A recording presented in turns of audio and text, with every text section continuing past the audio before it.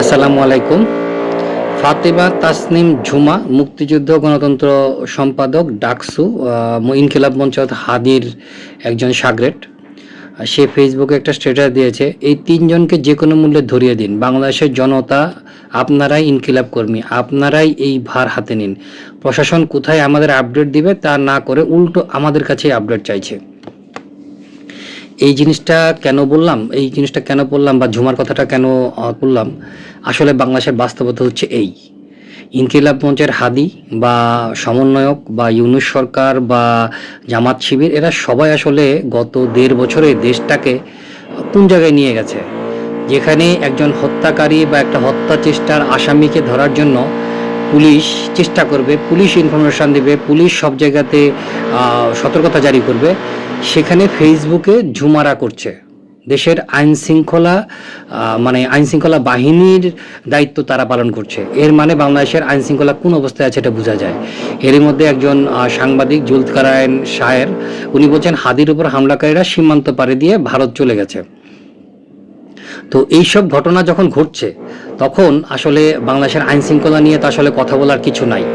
তো এই হাদির হামলাকারীদের নিয়ে বাংলাদেশে ডিএমপি কি বলছে, হাদির উপর হামলাকারীরা ভারতে পালিয়ে গেছে এমন কোনো তথ্য আইনশৃঙ্খলা বাহিনীর কাছে নেই।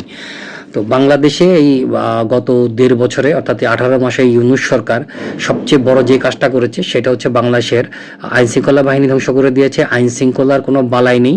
এই হাদিদেরকে মাথায় তুলে বা হাদিদেরকে যাচ্ছাতাই করতে দিয়ে, হাদি সমন্বয়ক আরও যারা আছে যাদেরকে যাচ্ছেতাই করতে দিয়ে বাংলাদেশের আইনশৃঙ্খলাটাকে ধ্বংস করে দিয়েছে। এখন তারাই বিভিন্ন ফেসবুক, বিভিন্ন মাধ্যমে, সামাজিক যোগাযোগ মাধ্যমে তারা বিভিন্ন জনকে দোষী সাব্যস্ত করে কি বলা যায় যে প্রোপাগান্ডা চালাচ্ছে বা বাজারে তথ্য ছেড়ে দিচ্ছে, সেই তথ্যই ঘুরে ফিরে বেড়াচ্ছে। মাঝখান দিয়ে যেটা হচ্ছে সেটা হচ্ছে যে অন্যায়কারী সে পার পেয়ে যাচ্ছে। এখন যে সময়টা চলছে তাতে ঘোলা পানিতে মাছ শিকারের মতো অবস্থা। বাংলাদেশের সবচেয়ে বর্তমান সরকার পরিচালনা করা জামাত ইসলামী, তারা তাদের প্রতিপক্ষ বিএনপিকে কোনো একটা কিছু হইলেই তারা সাথে সাথে বিএনপির উপর ঝাঁপিয়ে পড়ে বা আঙ্গুল বিএনপির দিকে দেয়। তারপর সকলে মিলে আওয়ামী লীগের দিকে দেয়, তারপর সকলে মিলে আরও অন্যদের দিকে দেয়।